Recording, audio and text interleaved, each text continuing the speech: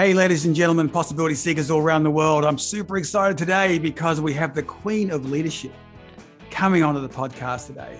Christine Laperriere is here today. Christine, how are you? I'm doing fantastic, just adjusting my crown. I know. It's looking good, actually. It's looking beautifully positioned on you there, Right. the Queen of Leadership. Now, look, ladies and gentlemen, Christine and I go back a number of years together. We were back in our Miller Hyman days. We were working on a lot of global accounts, on big sales transformations and all sorts of things. And funnily enough, Christine is also, as I mentioned before, an absolute total leadership guru these days. And I'm kind of following her path, you know. So I'm doing the leadership thing out here in Australia, and Christine is leading it in Ontario, Canada is where she's from. But Christine, who now heads up a great business, I love the name of your business, Leader in Motion. I gotta tell you, I love that so much.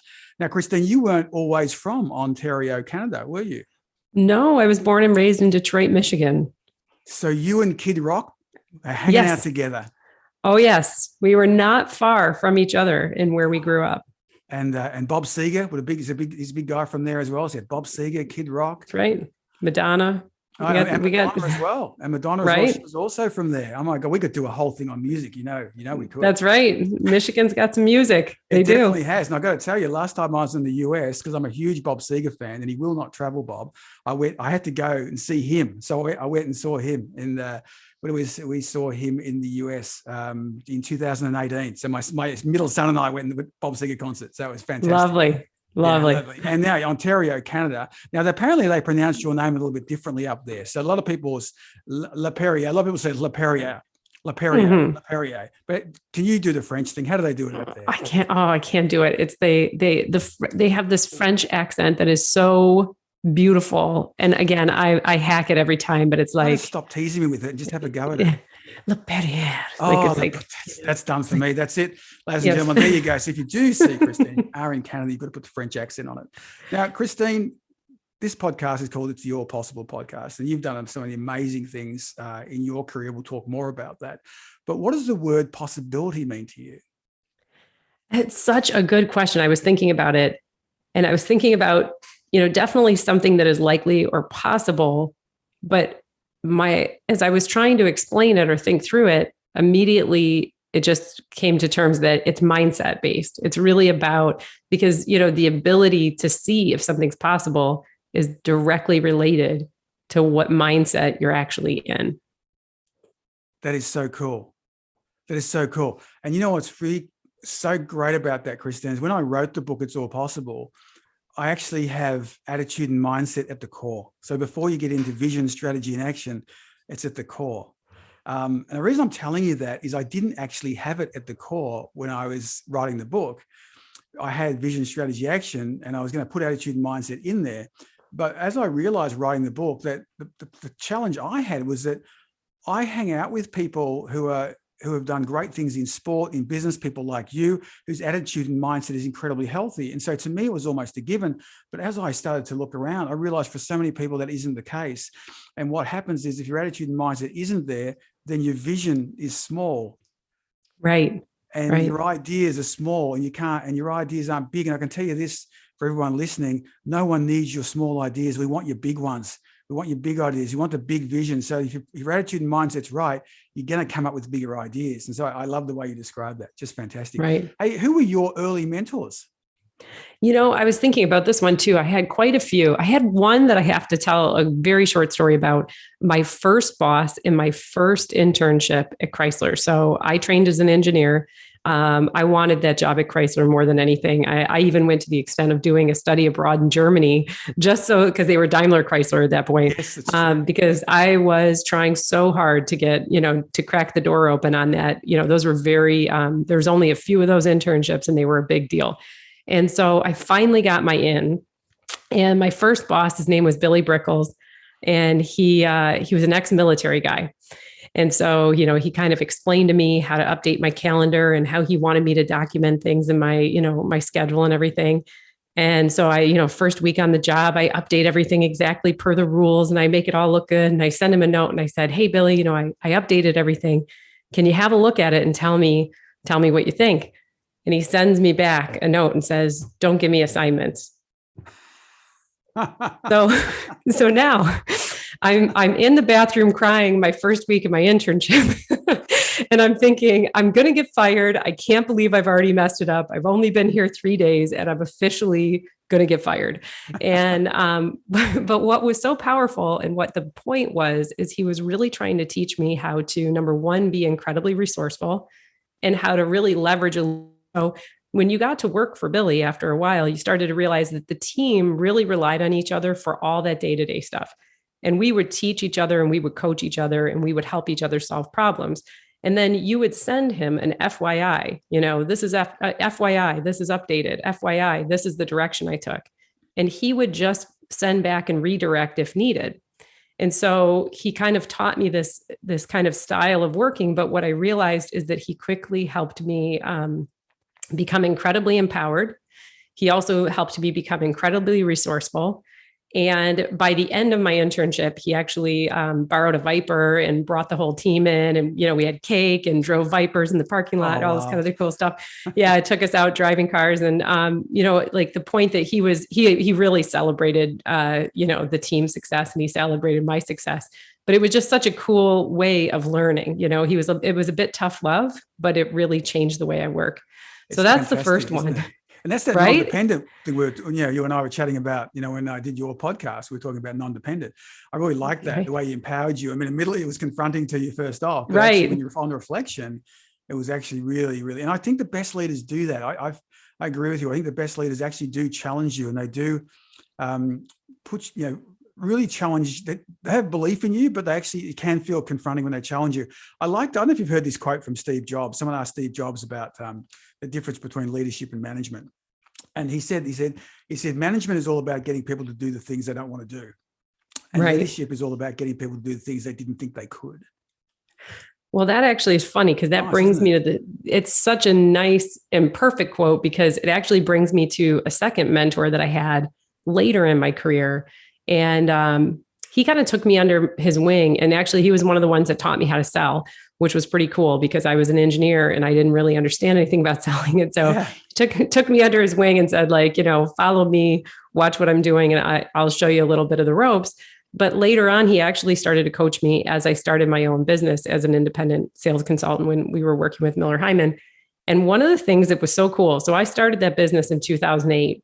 And, I put in my resignation letter just at the point in time where the, economy started to just fall into the, GFC, I think depth. Back then. Yeah. Oh, it was scary. And, what was so cool is he always held space for what was possible for me. So he used to say to me, I'd call him all the time and I'd go, what have I done? This is the dumbest thing I've ever done. Like I should go work for somebody. This is not, I shouldn't have done this. And he'd go, Christine, you're going to be so successful one day that I just hope you remember me. I hope you'll let me drive the bus when you're on your nationwide tour. And so I nicknamed him the bus driver. I was like, hey, nice. Bus driver, how's it going?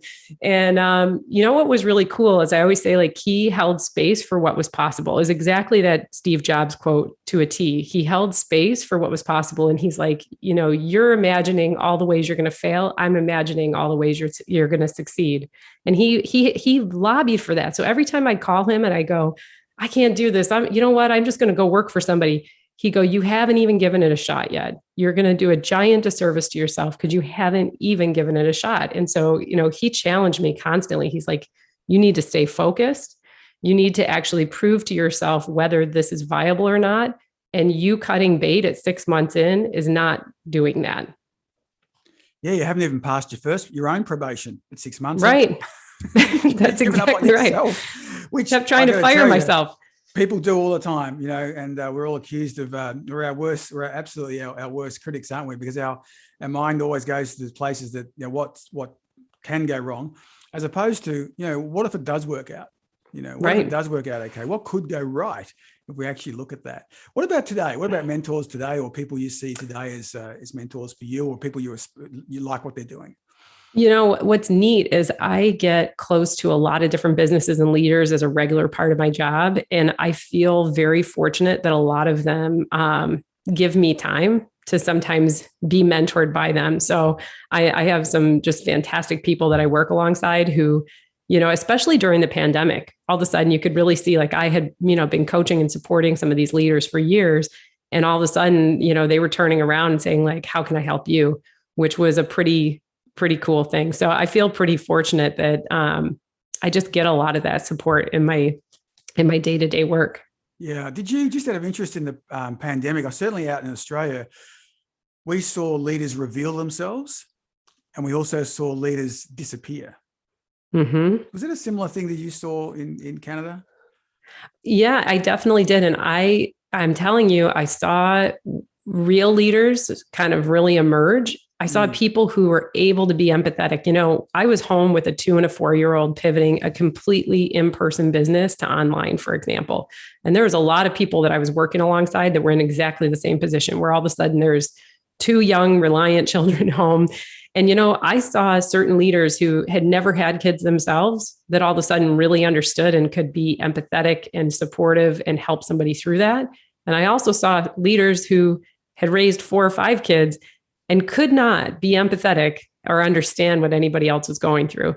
Wow. So I really saw this, the difference in empathy or the ability to problem solve around somebody's personal challenge.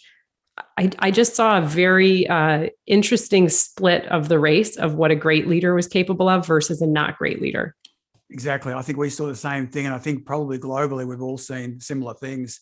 This leads me to my next question. I mean, there's a lot of talk about the Great Resignation. You've probably seen this. I'm not sure if it's got up to Canada, and I've certainly seen it in North America and Australia, where it's a very, very hot topic at the moment, the Great Resignation coming in 2022.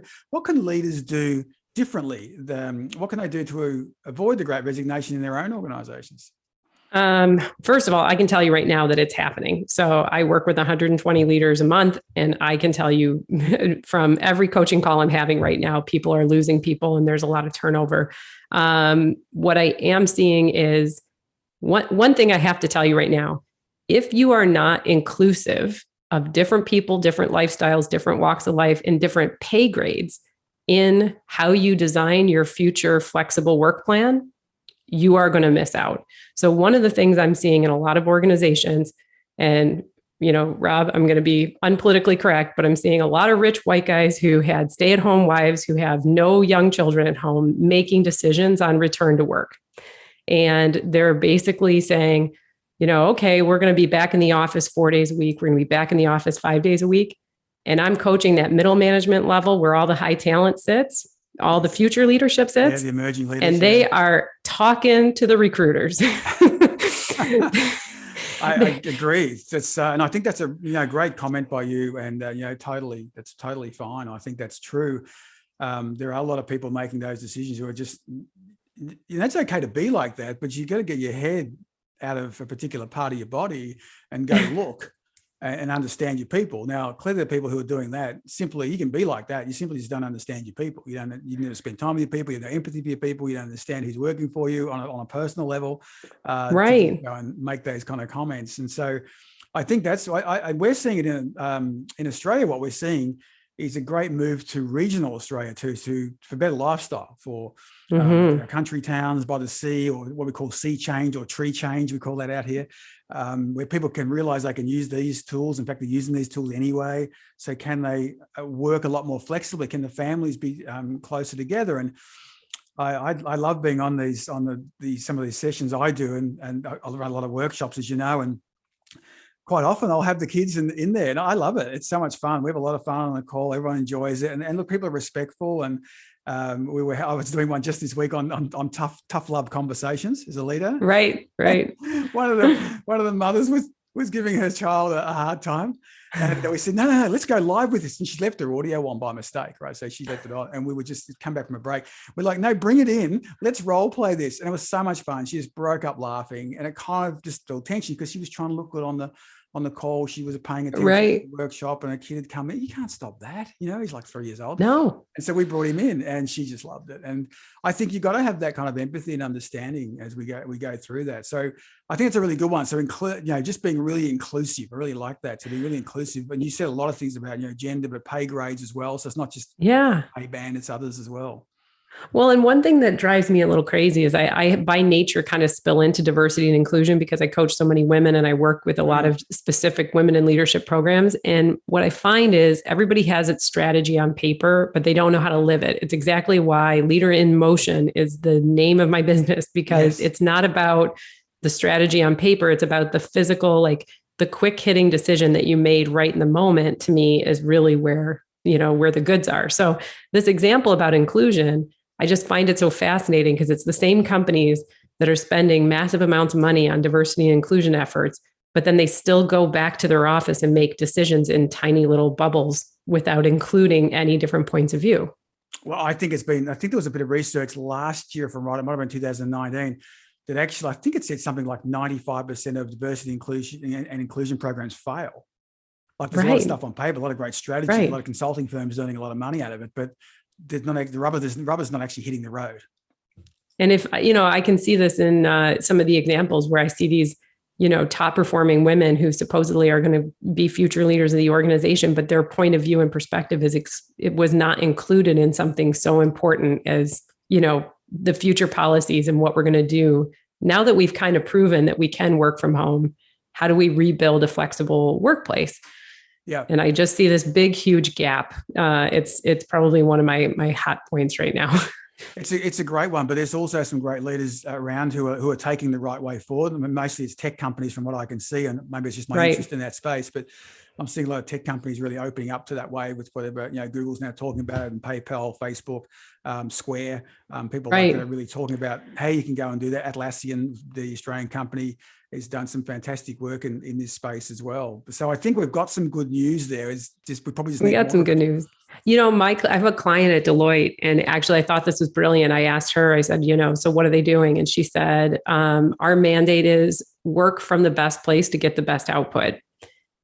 And that was it. That's the new flexible policy. So if you need to be accountable to having a team discussion, you better be in a meeting face-to-face.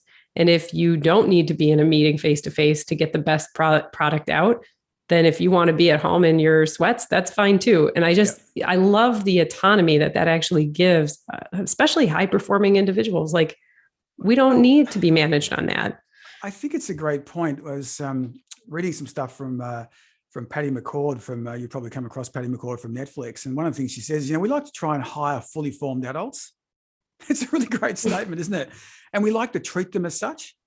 Right. So in other words, we believe we've hired as a fully formed adult, you'll be able to make a decision about whether this needs to be face-to-face, you need to be in here because we're whiteboarding or we're throwing things around and we need to be together, or we're actually going to be more productive online using Mural, or we can bring this other person in as much better as this kind of call. Like, we kind of trust our people. What a concept. What a crazy concept. I mean, you and I are talking about that's nuts, but clearly there are some organizations who are saying, no, you all have to come back, or you all have to, there's no shades of gray, and you're not smart enough. You're going to wonder about what was the recruiting process like. So you can imagine why people are going, well, if that's kind of my leader, I'm definitely going to look somewhere else. And the crazy thing about this, I don't know whether you listened to my podcast with Sam Reese, but Sam picked this like June last year. He said there's going to be such a war for talent in about March. He talked about it was about June 2021. He said, June 2021, you watch it. He said, I'm telling all my leaders through the Vistage group to watch for the war for talent. And he was absolutely spot on, because he could see this movement maybe 18 months ago.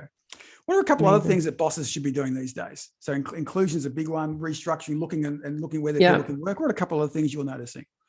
I thought about this one a bit, and I kind of have three big themes that kind of all are adjacent and stuck together somewhere, but I cannot express how important I think curiosity is. I always say curiosity to me is kind of love in motion. So even though we don't talk about love at work, because that sounds weird, if you want to demonstrate your genuine caring and curiosity for another human being, somehow it feels like that to us, right? It kind of picks up that way. So I'm a huge advocate of what curiosity does. And the second one, I'm very passionate about the topic of empathy. So I took a alt MBA with Seth Godin a couple of years ago, and he did a fantastic piece on what an empathy museum would look like. So you'd actually walk through this museum, and through, whether it's, video and all these other things, you would get the tools to actually walk in somebody else's shoes, to like physically feel like what it would be. Right. So like, what is the day in a life of somebody who's like completely poverty stricken? Like, tell me what their day is like. What is it when they wake up in the morning? What is the first thing they do? What's, and kind of like that experience.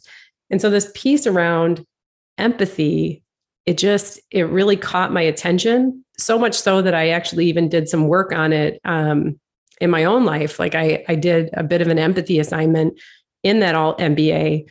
And one of the things, you'll appreciate this, I did the project on my dad, because I was trying to understand why my dad is not a big fan of the women's movement. Like, he's not a fan of the women in leadership thing. He kind of rolls his eyes, and you'd think, you'd be kind of like, why is that?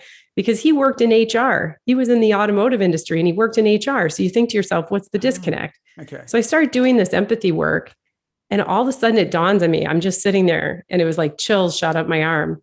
And I so distinctly remember when I was a kid, HR was the only place that had, so they had just put in the women's quotas, and all the women were getting promoted in HR because it was the only place where they kind of saw talented women. Yes. They had a nice bench strength.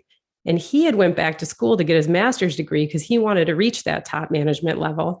And he kept getting surpassed by women, one after another. And he ended up finishing his career kind of in mid-management versus senior management. And I think he was always angry about that.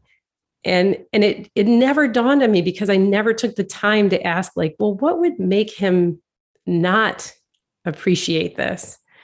And then I walked through his shoes, and all of a sudden it was like, it's not that I agree, it's just more that I understand, Yeah, well, and it's that great line they say, you don't have to agree to it, but can you accept his point of view? Right. You don't agree his point of view, but you accept his point of view, given you've now got so much more empathy for what he was going through and his perspective, his lens. And that's it. I mean, I've always been a bit, bitter about the fact that he wasn't quite as supportive as I thought he should be. But it was just powerful to go through that and actually feel a soften. Like, I felt I softened, even though he never said anything. He never had to do anything. It was just me having to really work through my understanding of what his life situation looked and felt like. So that's the second one. And then the third one that I kind of add to this, that's kind of in the same bucket, is we got to educate each other, though. So, I heard some really great piece about somebody, I think in like an LGBTQ community, was talking about how frustrating it is, to hear straight people make these assumptions. But if we're curious and we're empathetic, we're going to create the space to be educated. Because, I even heard this when we went through Black Lives Matter, like, where people were frustrated, but all of a sudden it was like, we need to be educated. Like, when are we doing things that are causing the problem? Like, if we're unconscious, if it's unconscious bias, help me become conscious. I don't understand, but that can really only happen. People can only start to educate us if we create a space where we're curious and we're empathetic. I really liked that one. The Black Lives Matter is an interesting one. I saw a perspective on this from John Maxwell. I was at his conference when this was all happening. And John said, and John's, organization, is culturally, spot on. It's empathetic, it's inclusive, the whole thing. But John felt, to his credit, felt it wasn't right. And so he just rang all, as many people as he could, right, in his organization that were Black, and said, is this happening to you? And he said, I could not believe what I heard. Not in so much in the John Maxwell organization, but their lives. And John said he wept. He wept. He said, I couldn't believe it. He said, but I had to be educated. I clearly didn't understand it. And I wanted to make sure that we were doing it right. And so I just rang. And he said, it was story after story. And he said, and there's a huge movement that John's doing now around this whole space.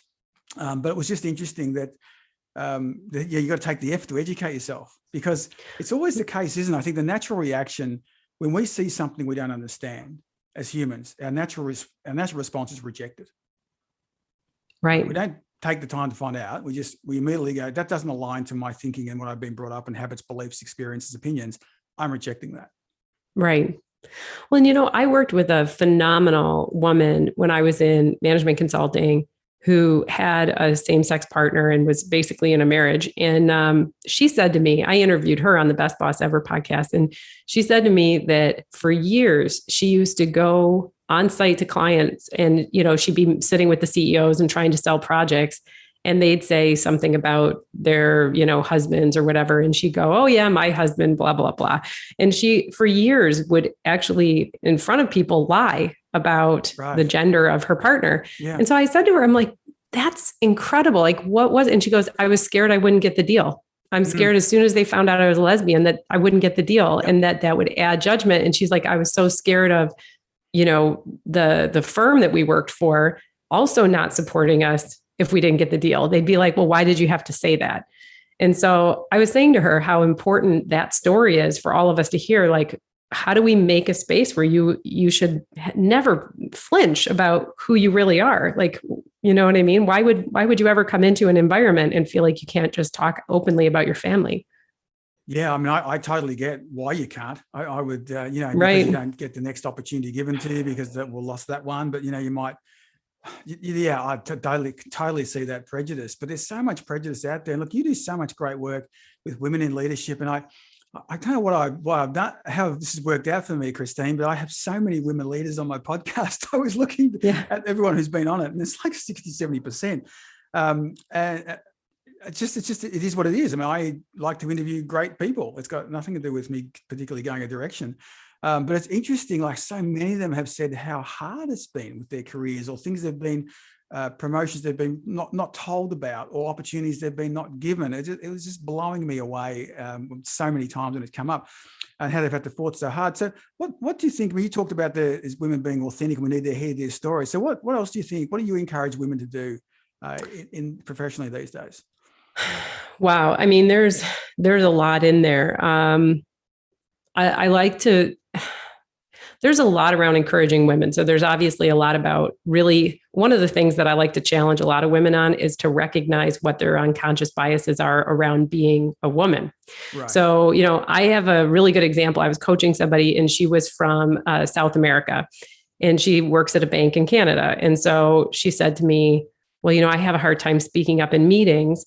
And I said to her, why? And she goes, well, because I'm from South America and, all these people in this meeting, they all get each other, they all understand each other, and they're all used to Canadian banking.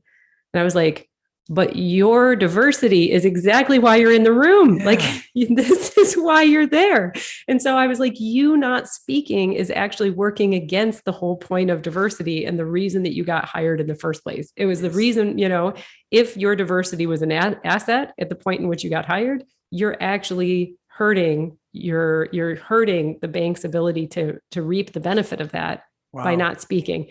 And, she is interesting because she came back and she was like, wow, I think about that every time I'm in a meeting, how it's a giant disservice to the business if I don't speak. Yeah. And I've used that quite a bit, where I just really encourage people, pay attention to the biases that you actually have about yourself as a woman, or yourself as an outsider or a foreigner. Right.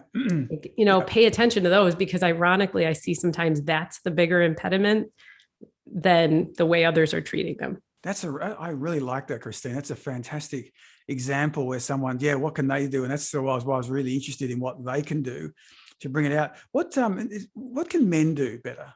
What can male leaders do better? There's a lot of stuff. I'm throwing it at you here, but I'm just interested to get maybe a couple of points about what they could do better. If they've got, let's say I'm a young leader and I've got 3 or 4 women in my team who are good leaders as well, but I feel they're maybe I feel they're not contributing as much. What can I do as a male leader?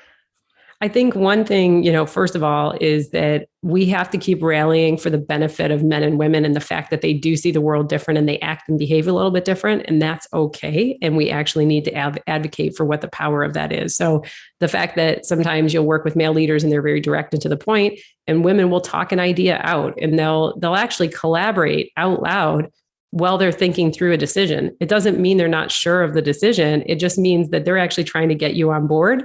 Whereas like your style might be, here's the decision, here's the direction, I want you on board. And we just do it a little different. Yeah. And so I think to like really understand and appreciate versus to say, well, Mary's not very confident or she doesn't seem to have an answer. I think to jump to that conclusion can sometimes be a mistake. The second thing, I mean, I'll mention this because I just wrote a blog on this.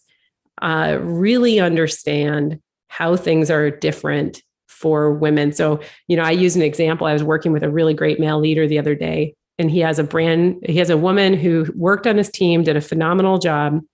She went on a mat leave, of course, in the US, a very short mat leave.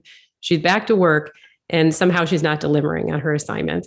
And so he's trying to figure out how to coach. And I said, I took him through some of the experiences of what it's like to be a new mom, and he had kids of his own, but he said, yeah, first of all, I don't remember. And it was different for my wife than it was for me. And so we started talking about that. And I said, first thing is, if you're a high performing woman and you have a kid, one of the worst things in the world is to admit you need help. You're not used to admitting that you need help. And the second thing we do, I did this with both of my kids, where I felt like I was constantly apologizing to my clients for having a kid. I was like, I'm so sorry I got pregnant. Not that it was the most important thing that I wanted to do in my life. And here I am apologizing and trying to convince them that nothing's going to change because I'm so scared of them losing having a changed perspective of me. Wow, and then it's so much pressure. And then the third thing, I made the comment to him, I said, when's the last time you were in an event and you heard a hockey coach or, a big, huge, male celebrity get on stage and go, you, Bob, you can have it all. You can have the kids and you can have the job and you can have the car and the great body. You've never heard that phrase thrown at you. I've heard that phrase thrown at me for so many years. I can't even count, right? Yeah. It's the you can have it all. And I said, we've almost been sold as women this dream of being able to have it all. And it doesn't look like that for us sometimes. It's kind of one or the other in the moment. So I just challenged him, and he was so great because he really got it. And he goes, wow, I don't think I realized how you're right. It's just very different. And so he had a great conversation about how he could support her. And he sent me a note the next day and just said, I think she's sleeping better for the tiny bit of sleep she's getting. Wow. Isn't that great? Yeah. That's the connection, isn't it? And I think you're right. There is a lot of that pressure thrown out about to have it all. But, I've yet to find someone who has it all and is authentic and actually it's real. Yeah. There's a lot of, it's not. There's a lot of stuff out there on Instagram, and when you actually the covers, it's not so much there. Quick question for you. If we went back in time and we, you and I got in the time machine, went back in time and we caught up with 15-year-old Christine in Michigan, what words of advice would you have for her? God, I was thinking about that one. And the thing that I don't know, first of all, there's two things that come to mind. The first is to try not to let anybody else's picture for your future shape how you make your decisions. I mean, I was an entrepreneur. Ironically, I was a manicurist. So I sat down with different women every single hour on the hour. And I was a small business owner. And it's very funny that it took me a very long road, through a master's degree in engineering and through automotive and back again to end up in the same role. And so, I mean, to me, it's trying to, I just think it's so tough at that age to try to really sort out where you're going. But the second thing, and I finally feel like I understand this in retrospect, is you don't have to know who you want to be when you grow up. You just need to know who you want to be right now. And really, we need to make it a lot more simple. Who do you want to be in the next 3 years? Just all you need to know is that much. It doesn't have to be, I remember being kind of so stressed about who I wanted to be when I grow up. And I think in a way I wasn't present with, what the current moment was. That's a really good point. I think we can all be accused of that. I really like that. Just thinking about who you want to be now, and we could go out, but not too far out, right? Just on who you want to be. Are we doing it right now? Are we? And there's a great quote by a guy called Ben Crow, who's a coach to, you might have heard of Ash Barty, a tennis player. She's number one women's tennis player from Australia. She's number one ranked at the moment. He's her mindset coach. So he's a mindset coach for her. Also Stephanie Gilmore, who's a world champion surfer, and a number of other people. But he's got a great quote. And I use this often. I'll give it to you. And it's this: what 3 words sum up you at your best, right? So I'm not going to ask you to answer that because it's a big one I'm throwing on you. That's a good what one. 3 words describe you or sum up you when you're at your best? And you come up with those. And for me, it was like positive, playful and proactive, right? Mm-hmm. And then his next question is, out of 10, how are you going right now? It's quite reflective, isn't it? I mean, it's a simple couple of questions, but it keeps you in the present. These 3 describing my best, and where you are you near it now? Now I got a feeling that this might be driving a lot of the Great Resignation. That Ben might be responsible for those. But that's actually, when you think back about, am I getting it now? And if I'm not getting that now, well, what can I do about that? And is it really impacting me, or are they the right words? It's the other question you can go. Right. So I think that being present is a really good one. I tell you another thing people often answer me on this one is they say, I'd ask for help a lot earlier than what I ever did. Yeah. I tried to do it all. I tried to put everything on my shoulders, and I would encourage 15-year-old me to ask for help a lot earlier than I've tended to do it through my career. Yeah, that makes a lot of sense to me too. I could definitely see that. Especially, I think, when you're an entrepreneur or even an intrapreneur inside a business as well, we tend to try and take on everything when there's actually so many other people to do it. And I love your one around curious. I think that the curiosity one is always a great one for me. And you would have been familiar. I tell you, when the person who used the word curiosity, you're the second person who used it really well. The other one who taught me the power of the word curiosity was, do you remember Bethany Schultz, Bethany Turner? Yeah, she used to use the word curiosity in meetings. And I had the great pleasure of being in a number of high-level meetings with her. And she would just say, in a really nice tone, because tone's so important, she'd just say, I'm curious to understand how you haven't hit that number. I'm curious to understand what's behind this particular thing. And she just leave it. And she just had a really nice way. I always remember that word and the way she used it with that great Texan accent that she put on the end of it. That's right. She loved saying that. But she just do it so well. And I always thought it's so powerful because it just leaves us this great open question, and people would just reflect and come back and really start to find out what's really there. And so I think that the way you put curiosity is fantastic. Now, Leader in Motion, you're also an author, blogger, podcaster, mum. Oh my God, you have got it all, Christine. God, you got a great. And I'm tired. You got it all. Yeah. It's all, and I need to go to bed at 9:00 at night and collapse. You have got it all. But more importantly, how can people find out more about you? Where do they go? I'd love people to go to ChristineLaperriere.com. I write a piece called The Whip twice a month. There's no sales pitch. You're not going to be stuck in 72,000 emails from me. I'm not going to be your new best friend. But it's, I just have to say that because that drives me crazy, but it's wisdom, humor and inspiration for professional peeps. And I write a new blog and I have a lot of fun with it. And then I also do the Best Boss Ever podcast. But I do encourage anybody, link in with me. I'm big on LinkedIn. Other than that, I kind of, I stay a little free and clear of too much social. You'll find me out there, but I don't post a lot because I have 2 kids and I'm trying to write a book. Because you have it all. That's why you don't need to post, because you already have it all. Christine, it's been wonderful to chat with you again. It's so exciting. I'm going to put all that detail will be in the show notes, everybody. So when you have a look at the show notes, all Christine's details will be down there. Remember how to say her name, please. You need to say it with a beautiful French accent. I'm going to work on that. Yes, got to do it. When you greet her, make sure you're doing that. Christine, been wonderful to have you on the show. Thank you so much. Thank you, Rob. Thanks for listening, and we hope you enjoyed this episode of the It's All Possible podcast. Please subscribe and rate the podcast you listen to so we can continue to serve you and inspire others. Remember, connect to us on all the social media channels. The It's All Possible podcast is hosted by me, Rob Hartnett, and produced by the phenomena that is Finn Hartnett. Connect with us via LinkedIn, Instagram, or the link tree in the show notes.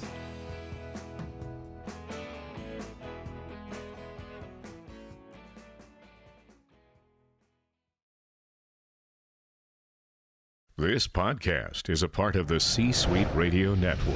For more top business podcasts, visit c-suiteradio.com.